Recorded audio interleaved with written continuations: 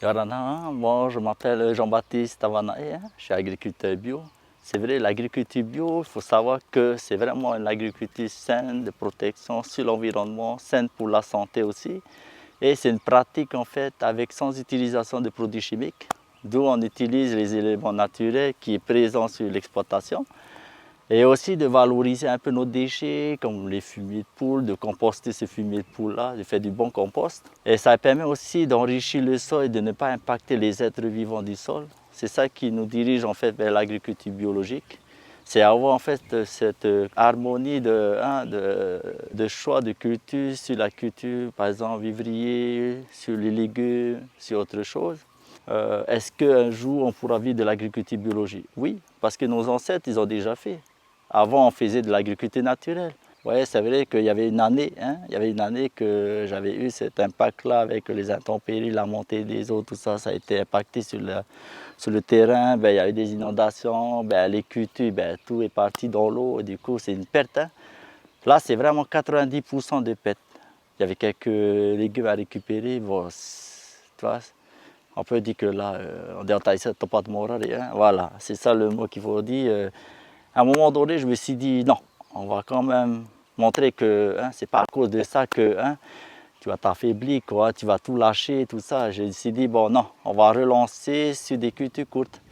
Du coup, on a relancé sur les cocombes. Et en même temps, suite à ces catastrophes-là, j'ai diversifié un peu mes cultures. D'où en fait de planter des taros.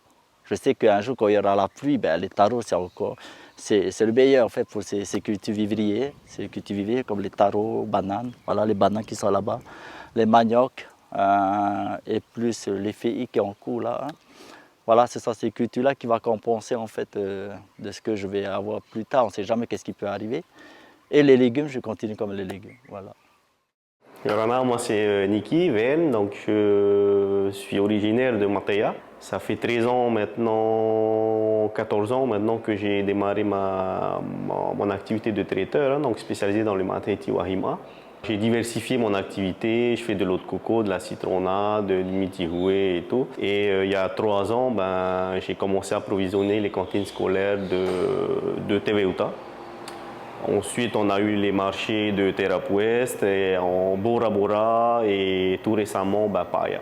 Donc, on approvisionne à peu près 5800 élèves actuellement. Il n'y a pas de secret, donc tout le monde peut réussir. Je me sens bien dans ce que je fais, je sens que j'apporte ma pierre à l'édifice, donc d'aller vers cette autonomie alimentaire. C'est un voyage qui te permet d'évoluer, donc il faut d'abord se recentrer sur soi-même, te débloquer un petit peu tout ce que tu as comme blocage, et puis je pense que lorsque à l'intérieur c'est clair, ton business et tout, ne peut que marcher, quoi. Moi, c'est une fierté lorsque je dépose des mangues à la cantine, à la place des pommes, quoi. Donc, c'est une grande fierté pour moi. Et du coup, je pense que ça va être un travail sur du long terme, mais je pense que la route est toute tracée et qu'il y a vraiment moyen de changer ses habitudes alimentaires.